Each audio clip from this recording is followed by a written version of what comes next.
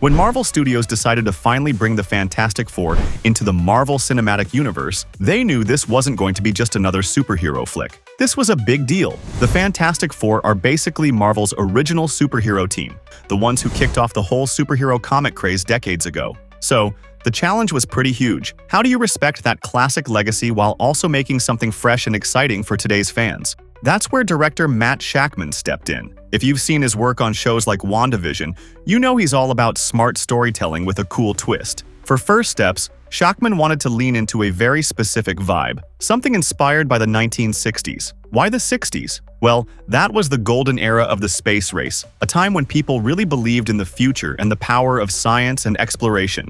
It was all about hope, curiosity, and pushing boundaries, perfect themes for the Fantastic Four's origin story. Matt didn't just want to make a movie set in that era. He wanted to feel like it was made then. He looked to one of the most iconic films about space from the 60s, Stanley Kubrick's 2001, A Space Odyssey. That movie is legendary for its careful attention to detail, practical effects, and that dreamy, slow-burn style of storytelling. Shakman admired how Kubrick respected the technology and culture of the time, and he wanted to bring that same level of craftsmanship to First Steps. One of the coolest things about this approach is how much they relied on practical effects instead of heavy CGI. In an age where almost every blockbuster is a CGI extravaganza, First Steps went old school with real lighting techniques, miniature models, and physical props. The idea was to create something tactile, something you could almost reach out and touch. Shakman wanted the audience to experience the same sense of wonder that people had when watching early space missions or classic sci-fi movies. It's a vibe that's kind of missing from a lot of modern superhero films. Behind the scenes, Marvel Studios co-producer Grant Curtis talked about how important it was to give the Fantastic Four their rightful place in the MCU. Even though the Fantastic Four have been hugely popular in comics for decades, their live-action adaptations haven't always hit the mark or really connected with audiences. So the goal with First Steps was to create a movie that delivers on the big, epic moments and also tells a heartfelt story about family, teamwork, and what it means to be a team, something the MCU excels at.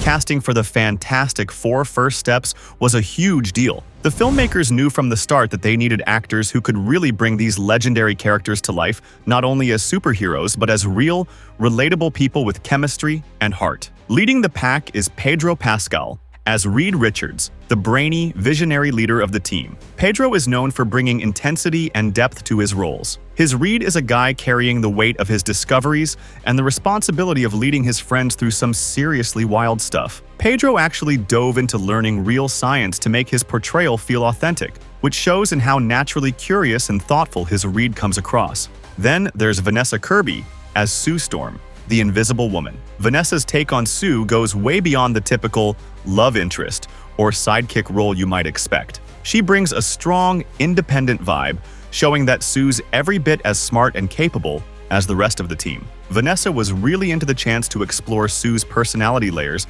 balancing her smarts and emotional smarts, and navigating the complicated dynamics with her brother Johnny and Reed. Joseph Quinn takes on Johnny Storm, aka the Human Torch, and he crushes it with tons of youthful energy and a bit of that rebellious streak the character's known for. Johnny is kind of the team's firecracker, fun, spontaneous, and always keeping things lively. One of the coolest and maybe most unexpected picks was Eben Moss-Bachrach as Ben Grimm, the Thing. Eben's no stranger to intense, transformative roles, and for this one, he put in serious work. He went through intense physical training and spent hours doing motion capture to nail Ben's rugged, rock-hard look. Eben's voice acting combined with his motion capture performance gives Ben this incredible mix of tough exterior and real emotional depth. And then there's Julia Garner as the Silver Surfer, who adds a cosmic twist to the story. Julia is known for playing intense, layered characters, and she was pumped to dive into this role. A complex figure who's both a harbinger of destruction and someone who might find some redemption. Pedro and Vanessa especially talk about how the cast really feels like a family,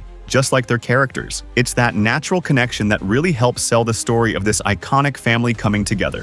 One of the things that really sets the Fantastic Four First Steps apart from other superhero movies is how much love and attention went into creating a world that feels straight out of the 1960s. The whole production design was led by a team of experts who absolutely immersed themselves in mid-century style. We're talking architecture, furniture, tech, you name it. They studied it all to build a setting that felt both nostalgic and believable. Instead of making it all slick and futuristic like most sci-fi movies, they took inspiration from California mid-century modern homes. That means clean lines, big open spaces, natural light, and a design that feels warm and inviting, like a place people actually live, not just some cold lab in a superhero movie. And speaking of labs, Reed Richards' lab in the movie is basically a love letter to hands-on science and creative chaos. They split it into 3 color-coded rooms, each with its own purpose and personality. The red room is where all the wild experiments and inventions happen. The yellow room is more of a brainy zone, filled with chalkboards and complex equations, kind of like Reed's personal think tank.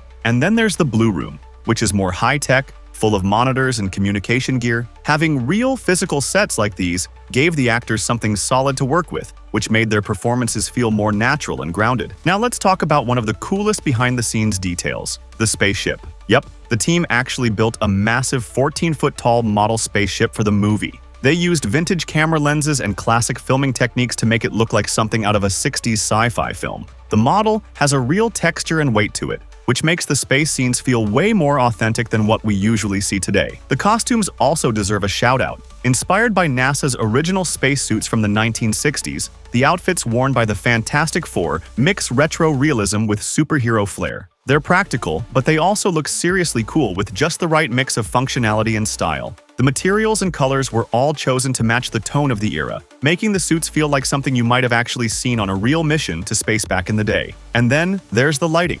Instead of fixing everything in post with digital effects, the filmmakers used practical lighting on set. That means real lights, real shadows, and vintage camera lenses that give every scene this warm, glowing quality. Marvel Studios has always been masterful at weaving individual stories into a larger shared universe, and the Fantastic Four First Steps is no exception. Director Matt Shakman has spoken about this independence from the broader MCU timeline as a creative advantage. By telling a contained story focused on the Fantastic Four's beginnings, the film gains the freedom to explore new storytelling techniques and character arcs without being burdened by existing continuity. This makes First Steps an accessible entry point for newcomers and a refreshing take for longtime fans. The production team also hinted at the film's future significance. Behind closed doors, Marvel executives have expressed confidence that the Fantastic Four will become central players in upcoming MCU phases, joining the ranks of Iron Man, Captain America, and the Avengers. The First Step subtitle underscores the idea that this is just the beginning for the team's cinematic journey. Also, the practical effects and design choices lay a foundation that could influence future MCU productions, signaling a willingness to revisit analog filmmaking techniques to create distinctive looks and feels for different Marvel stories. The combination of innovative practical effects, strong performances, and a rich retro-futuristic world promises a film that honors the Fantastic Four's legacy while charting an exciting path forward. All in all, Fantastic Four First Steps doesn't just tell a story set in the past. It looks, feels, and breathes like it belongs there. It's a movie made with real craft, heart, and a lot of respect for the era that inspired it. Thanks for watching Collider. See you next time.